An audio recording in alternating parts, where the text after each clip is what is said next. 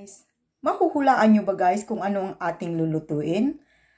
Sa pamamagitan ng pagtingin lang ninyo sa aking mga ingredients. Yes, kung talagang cook ka, tagaluto ka, or mahuhulaan mo kung ano ang lulutuin natin ngayong gabi.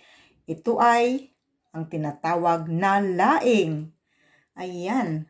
Ang ingredients natin ay ito. Syempre, una-una yung taro leaves. Ayan. Pinatuyo na taro leaves or dahon ng gabi sa atin. And kalahating kilo na pork. Ayan. Luya. Ayan, luya. Shrimp paste. Ayan.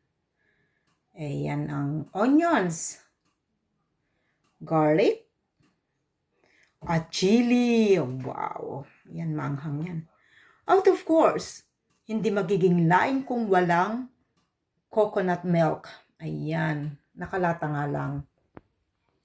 So, ayan, umpisahan na natin guys sa ating pagluluto. Pero bago yan guys, kung bago ka lang dito sa channel ko, or napadaan ka lang, please subscribe and hit the notification bell para po kayo updated lagi sa mga videos na i-upload ko. Salamat po. Yan, magluluto na po tayo. Umpisahan na natin. Din natin guys ng coconut cream para malapot talaga at masarap. Kulo po ito. Ilagay ko lang yung dahon ng taro leaves. Ilagay ko lang sa kumulong tubig. Saan yung kunting?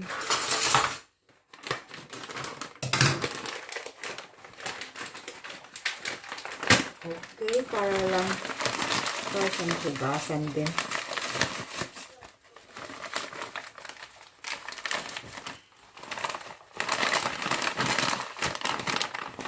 Yan, pinakuluan ko muna yung tubig guys bago ko ilagay ito. Ayan.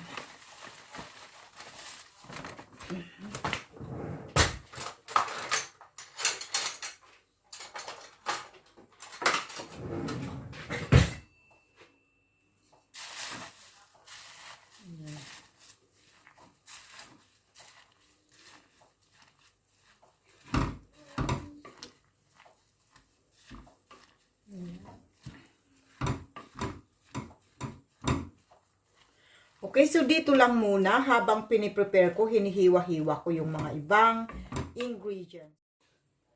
Ayan, kumulo na po siya. So, mausok. I-drain na po natin. Ilalagay natin dito sa drainer. Sa ating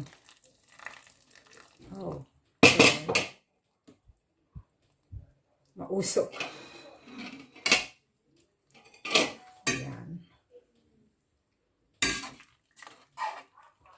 Lagay natin sa ating colander. Yan.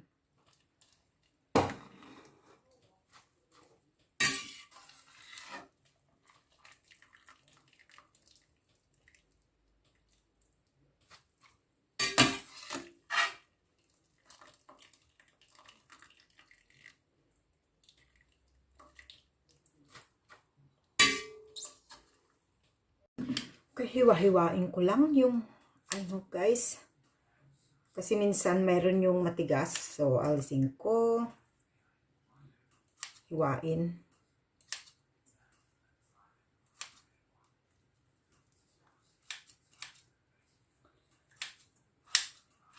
Ganun lang.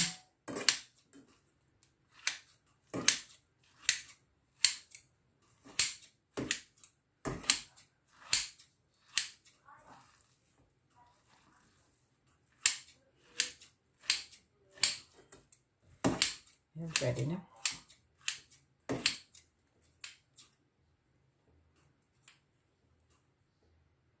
Okay guys, tulad po ng lagi kong ginagawa guys ay pag ako po'y naggigisa ng baboy,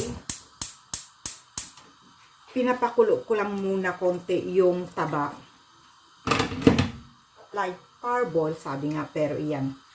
Hayaan ko lang na kumulo para lumabas yung sarili niyang mantika. Kasi ang gusto ko lagi sa fats ay yung mag-brown-brown konti.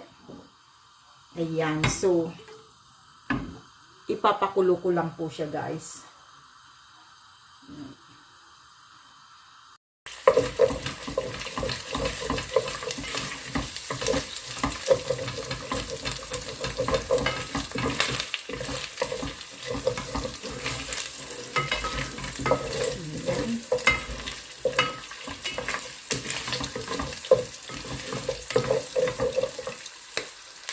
Guys, so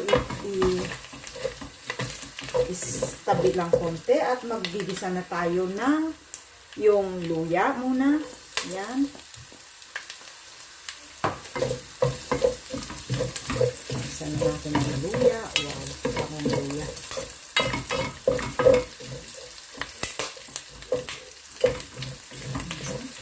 Sibuyas.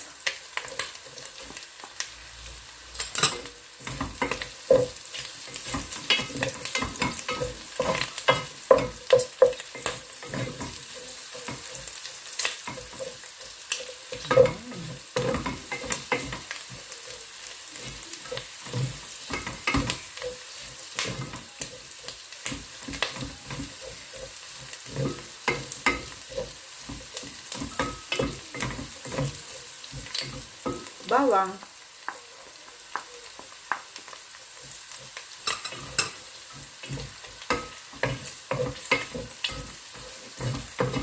Ayan.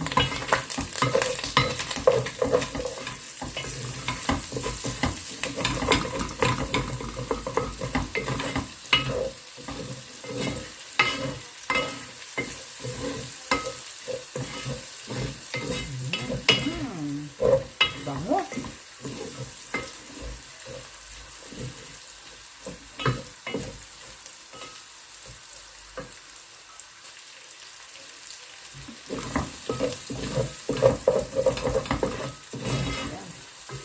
Okay, so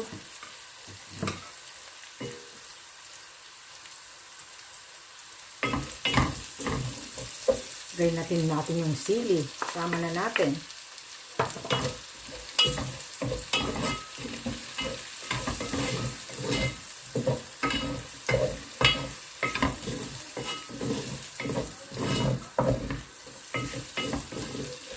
And then, yung laman ng pork.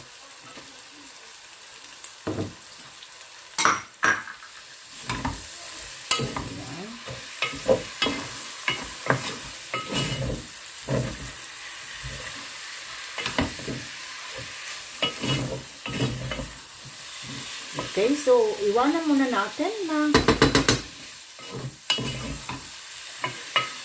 ma-extract yung juice ng yung laman ng baboy. Yan. We'll be right back. Okay, so check natin. Wow! Lumabas na ang kanilang mga juice. Extract na siya. Ayan. Yan ang gusto ko. Okay.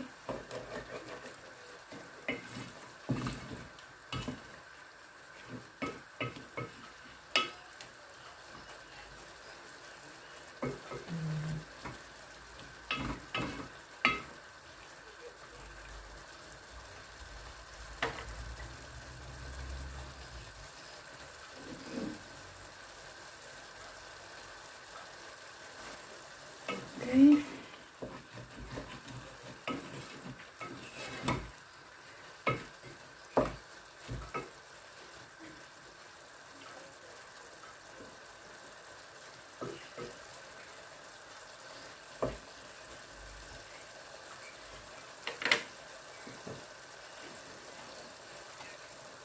I just want more to reduce the fluid, yung tubig-tubig na lumabas sa laman ng pork.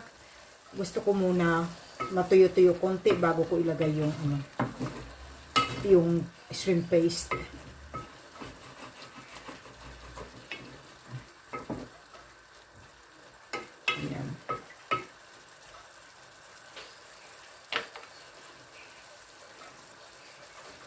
guys. So, ilagay na po natin yung shrimp paste. Ayan.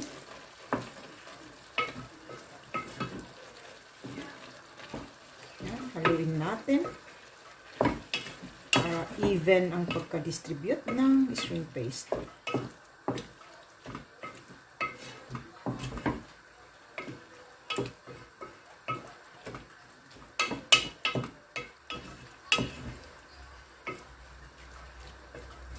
Okay, so, hayaan ko muna kumulo ng isang kulo. Konti, bago ko ilagay yung aking, para lang ma-absorb naman yung shrimp paste, bago ko ilagay yung aking gata. After a few minutes, guys, ayan.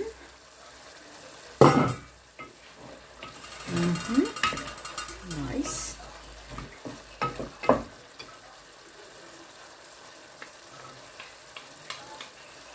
Yan. Ilalagay ko na po yung aking gata. 2 cans ng gata.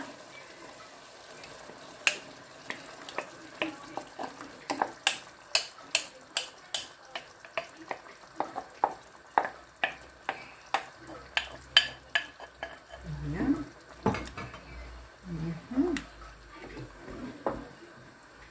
Ayan.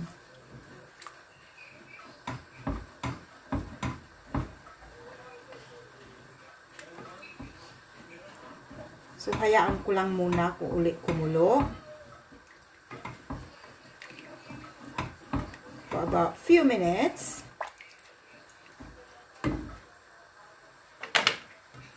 Ayan.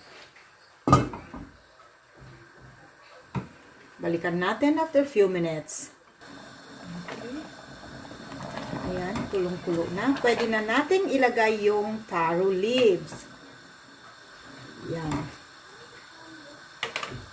Lagyan na natin yung taro leaves.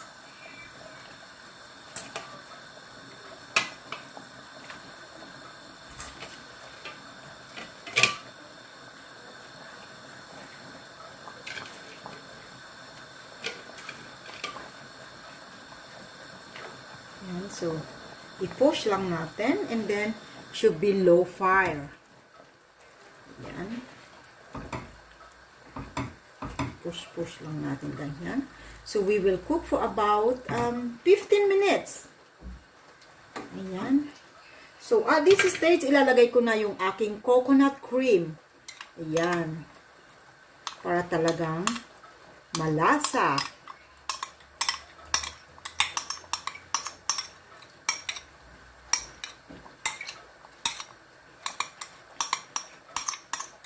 Kasi iba yung coconut cream sa coconut milk na ginamit natin kanina. Yung coconut cream is thicker siya talaga.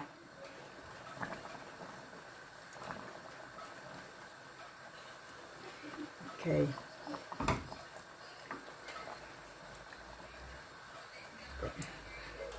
So, hayaan na natin kumulo muna. About low fire po siya ng mga 15 minutes. So, guys, I'll see you about 15 minutes, okay? So, after 15 minutes, guys, this is how it looks. Ayan. So, luto na po ito.